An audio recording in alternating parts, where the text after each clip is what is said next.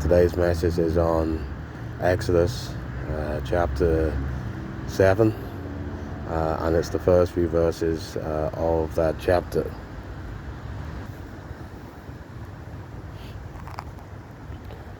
It's Exodus chapter 7. We'll read from verse 1.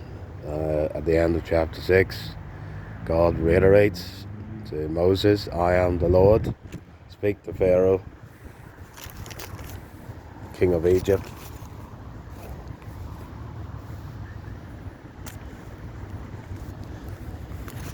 Speak to Pharaoh, king of Egypt, all that I say to you. But Moses said before the Lord, "Behold, I am of uncircumcised lips. How shall Pharaoh heed me or listen to me?" And then that leads into the chapter we're looking at, chapter 7. So the Lord spoke again to Moses. Notice that God answered all the protests of Moses in his grace and his doubts, and the Lord does the same for us today as Christians. "See, I've made you as God," to Pharaoh is probably a better translation, and it's not God, it's a small g. Some translations have the capital G, but really it should be a smaller g. To Pharaoh, remember that the Egyptians had several gods. They had a god of the Nile, and those plagues that we're about to go into in chapter 7 onwards, they're against all the different Egyptian gods, or some of them. "Aaron your brother shall be your prophet. You shall speak all I command you, and Aaron your brother shall tell Pharaoh to send the children of Israel out of his land. I will harden Pharaoh's heart and multiply my signs and wonders in the land of Egypt. But Pharaoh will not heed or listen to you, that I may lay my hand on Egypt and bring my armies and my people, the children of Israel, out of the land of Egypt by great judgments. And the Egyptians shall know that I am the Lord, when I stretch out my hand on Egypt and bring out the children of Israel from among them." Then Moses and Aaron did so, just as the Lord commanded them, so they did. Moses was 80 years old, and Aaron 83 years old when they spoke to Pharaoh. There are a number of things in these verses 1 to 7, that stand out. And of course, we won't be able to cover them in any detail, but I just mentioned the significance of them.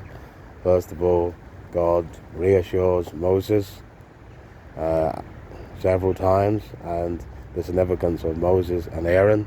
"I have made you like the gods to Pharaoh, and Aaron your brother shall be your prophet."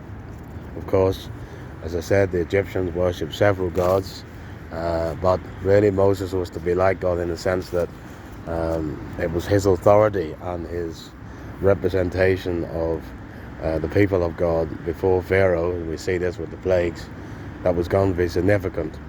Because Pharaoh had to come to Moses and ask for the plagues to be stopped. Moses then cried out to God, or hold up his staff, and God did the miracle. But in that sense, Moses was like a god to Pharaoh. He had to submit to the authority of Moses, and of course that was empowered by God himself.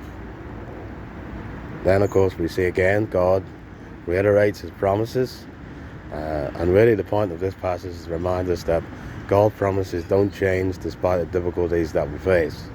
These are genuine protests and fears that Moses had, or any of us would have had. But God keeps reminding Moses, "I will harden Pharaoh's heart." Notice that Pharaoh, of course, hardened his heart first, and then he got to such a state that God hardened Pharaoh's heart to show him his signs and wonders. Notice it says, "I'll multiply my signs and wonders." So God was to do several signs and wonders in the land of Egypt. Moses is told, verse 4, that Pharaoh is not going to listen, but eventually they would get out of the land. And verse 5, "The Egyptians shall know that I am the Lord." I thought that was significant, because in chapter 6, when I go back, chapter 6, verse 2, God spoke to Moses and said, "I am the Lord." Of course, that was the name by which the Israelites would have known the God of Israel, the God of Abraham, the God of Isaac, the God of Jacob. But here it says, "The Egyptians will know that I am the Lord." And I thought that was really significant. God was actually going to reveal himself to the Egyptians. And then when we come down to verses 6 and 7, we see the obedience of Moses and Aaron. We're almost finished. Moses and Aaron did so just as the Lord commanded them, so they did. And this is a feature of this chapter. We go further down, verse 10. Moses and Aaron went into Pharaoh, and they did so just as the Lord commanded. So we see the obedience of Moses and Aaron. In this situation, the promises of God were reminded to them, and they held to those promises and went forward. And then, of course, the significance of their age. Moses was 80 years old. This is a time reference. Aaron was 83 years old when they spoke to Pharaoh. And remember, the life of Moses can be broken up into those three periods of 40. We know from Acts chapter 7, Moses was 40 years old. Then he was in the wilderness for 40 years. This is the reference here, so we know the age of Moses. We know that Aaron's older brother is 3 years older, and Moses is now 80 years old. And then when you go to Deuteronomy, I think it's chapter 31 at the start, and also in the end, the last chapter of Deuteronomy 34, the last chapter of Deuteronomy, we read that Moses was 120 years old when he died.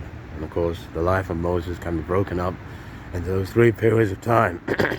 40 years, he thought he was a somebody, and then another 40 years realizing he was a nobody, and then the last 40 years realizing he was a nobody that God could use. But let's remember, God's promises don't change despite the difficulties that we face. And that's the encouragement today, and thank you for listening.